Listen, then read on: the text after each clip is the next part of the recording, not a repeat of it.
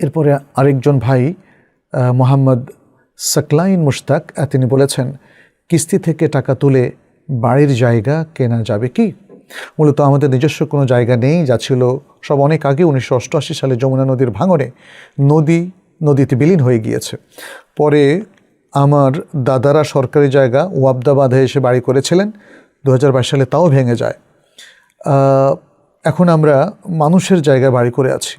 আমার পরিবারের কেউ ইসলাম তেমন বোঝে না, অনেক কষ্টের পরে তাদের নামাজ ধরিয়েছি। এখন জায়গা কিনতে প্রথমে আমি বলি যে কিস্তির টাকা দিয়ে বাড়ির জায়গা কিনবো না, কিন্তু সবাই তা প্রত্যাখ্যান করে এবং বলে আমরা গরিব মানুষ, কিস্তির টাকা না তুললে কেমনে জায়গা কিনবো। ফলে এক প্রকার বাধ্য হয়ে বাবা মায়ের কথা শুনে কিস্তির টাকা তুলেছি। এখন আমার কী করণীয়, দয়া করে প্রশ্ন উত্তরটা দেবেন। আপনি কিসের কিস্তির টাকা তুলেছেন এটা তো বললেন না, তাহলে আমি কীভাবে জবাব দেব?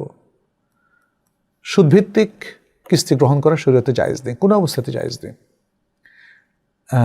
যদি জরুরি অবস্থা দেখা দেয়, আপনি হালাল পাচ্ছেন না, তখনই শুধু আদ-দারুরাত তুবিহুল মাহদুরাত, অর্থাৎ জরুরতের কারণে জরুরত পরিমাণ জীবন ধারণের জন্য আপনি ব্যয় করতে পারেন, যেটি আল কোরআনে আল্লাহ সুবহানাহু ওয়া তাআলা বলছেন ফামান ইত্তারা গায়রা বাগিন ওয়ালা আদিন ফালা ইসমা আলাইহি। এর ভিত্তিতে জরুরতের কারণে কিছু নিষিদ্ধ জিনিস স্বল্প পরিসরে আপনার জন্য ব্যবহার করা জায়েজ হতে পারে, কিন্তু এছাড়া যদি জীবন রক্ষার মতো জরুরি বিষয় না হয়, তাহলে আপনি সুদকে প্রত্যাখ্যান করবেন।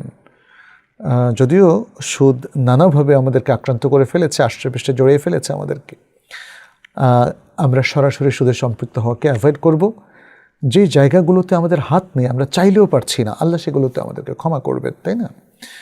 আর এখানে যদি কিস্তিটা হয় শুধু ধারের কিস্তি এবং এর সাথে কোনো সুদ সম্পৃক্ত নেই, তাহলে এই ধরনের কিস্তি নিতে আপনার কোনো সমস্যা নেই।